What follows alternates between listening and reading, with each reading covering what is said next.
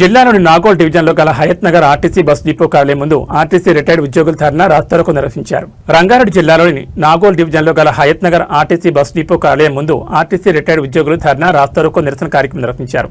ఈ సందర్భంగా ఏర్పాటు చేసిన కార్యక్రమంలో రిటైర్డ్ ఉద్యోగులు మాట్లాడుతూ తమ న్యాయమైన డిమాండ్స్ కోసం గత 12 ఏళ్లుగా పోరాటం చేస్తున్న ఆర్టీసీ ఉద్యోగ సంఘాలు గానీ ఆర్టీసీ యాజమాన్యం గానీ తమ గోడు వినిపించుకోవడం లేదని వారు ఆవేదన వ్యక్తం చేశారు. తమ న్యాయమైన డిమాండ్ల సాధన కోసం ఎంత దూరమైనా వెళ్లి పోరాటం చేస్తామని చెప్పుకొచ్చారు. అనంతరం వారు బస్ డిపో మేనేజర్కు మెమోరాండం సమర్పించారు.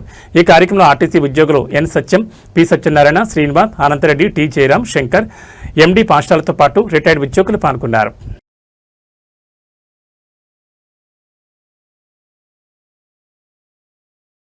ఉద్యోగులు మొన్న ఏదైతే సమ్మె కార్యక్రమం తలపెట్టి సమ్మెలోకి వెళ్ళారో ఆ సమ్మెలో ఈ రిటైర్డ్ అయిన ఉద్యోగులు కూడా సర్వీసులో ఉన్న ఉద్యోగులతో పాటు సమ్మెలోకి సాలిడారిటీగా వచ్చి గేట్ల ముందు వాళ్ళు నిలబడ్డ ధర్నా కార్యక్రమాలు కానీ వాళ్ళు తెలుపుతున్న నిరసన కార్యక్రమంలో మా వంతు భాగస్వామ్యంగా మేము పార్టిసిపేట్ అయినాం.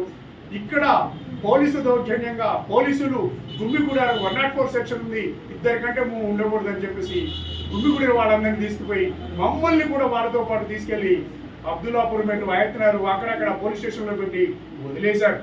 ఈ విధమైనటువంటి మేము రిటైర్డ్ అయ్యి కూడా మేము పోలీస్ స్టేషన్లో గురి కావాల్సిన పరిస్థితి ఎందుకు వచ్చిందంటే మాతో కార్మికులు మాతో శ్రమ పడ్డరు, మా వెనకాల వాళ్ళు మేము అనుభవించిన బాధలు వాళ్ళు అనుభవించొద్దు, వాళ్ళు సుఖశాంతంతో ఉండాలని చెప్పి మేము సంతోషంగా వాళ్ళకి సాలిడారిటీగా మేము వచ్చేసాం. ఇప్పుడు ఏదైతే 21 పే స్కేల్ ప్రభుత్వం నిర్ణయించిందో దాంట్లో ఎలిజిబుల్ ఉన్న వాళ్ళు 2017లో రిటైర్డ్ అయిన వాళ్ళ ప్రస్తావన లేకుండా ముగిస్తున్నారు.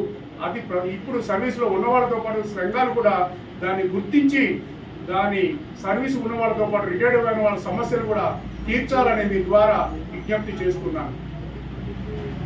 మా సోదరులు మా పిల్లలు వాళ్ళు కూడా బరువు బాధ్యతలు మోస్తున్నారు, వాళ్ళకి అటువంటి కష్టభారం అయింది, వాళ్ళు శ్రమ దోపిడీ గురవుతున్నారు. కాబట్టి వాళ్ళు కూడా సుఖ సంతోషంగా ఉండాలని చెప్పి మేము సాలిడారిటీగా వచ్చి మేము ఉన్నవే, మరి మా విషయంలో కూడా మీరు కూడా కలిసి మా విషయాన్ని కూడా ప్రస్తావించాలని చెప్పేసి సభాముఖం మీ ద్వారా నేను వాళ్ళందరినీ కోరుచున్నాను.